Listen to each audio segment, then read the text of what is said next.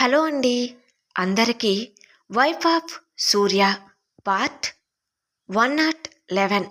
మరిక ఆలస్యం చేయకుండా కథలోకి వెళ్దాం. నవీన్ సూర్యని అడిగిన ప్రశ్నకు సూర్య నిశ్శబ్దంగా ఉండిపోతాడు. అతని కళ్ళల్లో బాధ, ప్రేమ, ఆలోచనలు మెదులుతాయి. చందు పిల్లలు అతని మనసులో గుర్తుకు వస్తారు. నవీన్ మాటలకు సూర్య బాధగా కానీ దృఢంగా, లేదు నవీన్, నేనిప్పుడు నిజంగా తనను కలిస్తే నేను ప్రేమతో తనని కలిసినట్టు చందు అనుకోదు. కేవలం తన కష్టంలో ఉన్నప్పుడు జాలి కారణంగా మాత్రమే తనను చేరానని అనుకుంటుంది. అది నాకు ఏమాత్రం ఇష్టం లేదు. అది చందు ఆత్మగౌరవాన్ని బాధ పెడుతుంది అంటాడు. సూర్య మాటలకు నవీన్ మనసులో సూర్య పట్ల గౌరవం రెట్టింపు అవుతుంది. నవీన్ తన మనసులో ఇలా అనుకుంటాడు, సూర్య, నీలాంటి వాడిని నేను ఎప్పటికీ చూడలేదురా. ఎంత మంచి ప్రేమరా నీది. నిస్వార్థమైన ప్రేమ అంటే ఇదే కదా. చందు నిజంగా నిన్ను మిస్ చేసుకుంది అని అనుకుంటాడు.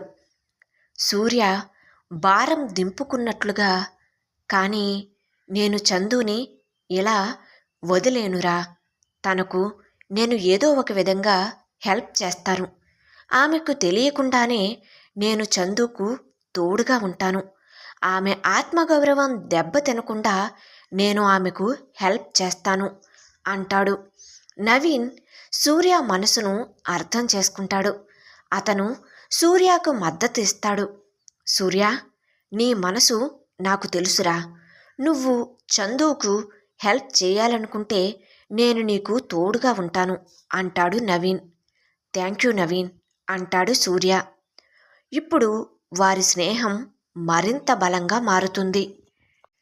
నవీన్తో మాట్లాడిన తర్వాత సూర్య మనసులో చందు గురించే ఆలోచనలు తిరుగుతూ ఉంటాయి. ఆమె బాధ, భవిష్యత్తు అతన్ని మరింతగా వేధిస్తాయి. మరుసటి రోజు ఉదయం సూర్య తన ఆఫీస్కు వెళ్తాడు. తన కొత్త బిజినెస్పై దృష్టి పెట్టడానికి ప్రయత్నించినా చందుకు హెల్ప్ చేయాలనే ఆలోచన అతనిని వీడదు. సూర్య తన ల్యాప్టాప్లో కంపెనీ వివరాలు చూస్తున్నప్పుడు అకౌంటెంట్ పోస్టుకు సంబంధించిన ఫైల్ చూసి ఒక్కసారిగా ఆగిపోతాడు. దానిని చూసిన సూర్య తనలో తాను, ఆ అకౌంటెంట్ పోస్టు ఇంకా ఖాళీగానే ఉంది కదా, అది అయితే చందుకి ఎలా ఉంటుంది? ఆమె చదువుకు, తెలివితేటలకు సరిగ్గా సరిపోతుంది అనే ఆలోచన మెరుపులా వచ్చినప్పటికీ వెంటనే అతని మనసులో ఒక సంఘర్షణ మొదలవుతుంది. సూర్య తనలో తాను, అయినా ఒకవేళ నేను చందు ఇద్దరం ఒకే చోట ఉంటే చాలా ఇబ్బందిగా ఉంటుంది. ఇది నా ఆఫీస్ అని తెలిస్తే, నా హెల్ప్ అని అనుకుంటే ఆమె ఆత్మగౌరవం దెబ్బతింటుంది. నా ఆఫీస్తో పాటుగా నేను కూడా చందుకు ఇబ్బందిగా ఉండకూడదు. ఒకే చోట వర్క్ చేసినప్పుడు నేరుగా కలవకుండా ఉండటం చాలా కష్టం అని చందుకు తెలియకుండా హెల్ప్ చేయాలనే లక్ష్యం ఈ భయాన్ని అధిగమించేలా చేస్తుంది. చందు తన దగ్గర ఉంటేనే సులభమని అతను భావిస్తాడు. ఈ భావోద్వేగ స్థితిలోనే సూర్య వెంటనే నవీన్కు కాల్ చేస్తాడు. నవీన్ కాల్ లిఫ్ట్ చేయగానే సూర్య ఉత్సాహంగా, గొంతులో కొంచెం ఆందోళనతో, హలో నవీన్, నాకు ఒక ఆలోచన వచ్చింది. మన ఫామ్లో అకౌంటెంట్ పోస్ట్ ఖాళీగా ఉంది కదా, చందుకు ఈ జాబ్ ఇస్తే బాగుంటుంది కదా అంటాడు. సూర్య మాటలకు నవీన్ ఆశ్చర్యంగా, ఆనందంగా, గుడ్ ఐడియా సూర్య. ఎందుకు బాగుండదు? చందుకు మంచి జాబ్ దొరుకుతుంది అంటాడు.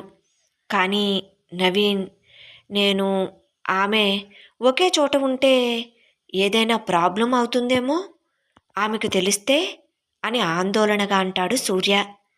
నవీన్ సూర్యలోని ఆందోళనను అర్థం చేసుకుంటాడు. కానీ చందుకు రక్షణ కల్పించే కోణంలో ప్రోత్సహిస్తాడు.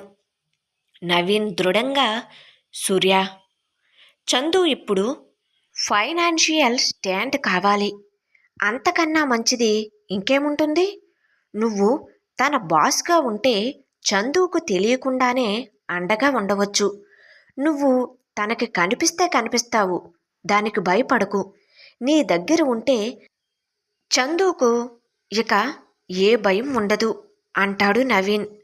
అలా కాదు నవీన్, అసలు నేను చందును తన పరిస్థితుల్లో నేను ఫేస్ చేయలేను అంటాడు సూర్య దిగులుగా. అప్పుడే నవీన్ ఒక తెలివైన ఆలోచనతో సూర్యకు భరోసా ఇస్తాడు. నువ్వు భయపడకు సూర్య, నువ్వు ఆఫీస్కి యజమానివి, నీకు చాలా పనులుంటాయి. నువ్వు ఎక్కువగా బయట ఉంటావు.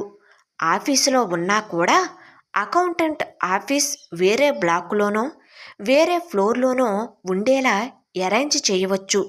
నీకు కనిపించకుండానే చందుకు వర్క్ ప్లాన్ చేద్దాం. మేనేజర్ ద్వారా వర్క్ అబ్జర్వ్ చేద్దువు. చందుకు నువ్వు ఓనర్ నువ్వే అని అస్సలు తెలియదు అంటాడు నవీన్.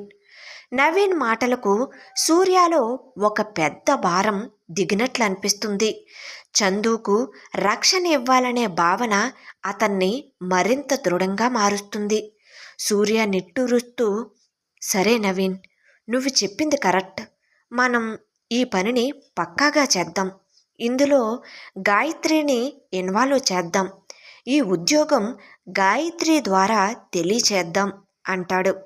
సూర్య, నవీన్ కలిసి తమ ప్లాన్ను అమలు చేయడానికి సిద్ధమవుతారు. ఇలా చందుకు తెలియకుండానే ఆమె జీవితంలోకి ఒక కొత్త ఆశాకిరణం రాబోతుంది. అది తనను ప్రాణంగా ప్రేమించిన వ్యక్తి నుండి అని ఆమెకు అస్సలు తెలియదు. వైఫ్ ఆఫ్ సూర్య కథ కొనసాగుతుంది.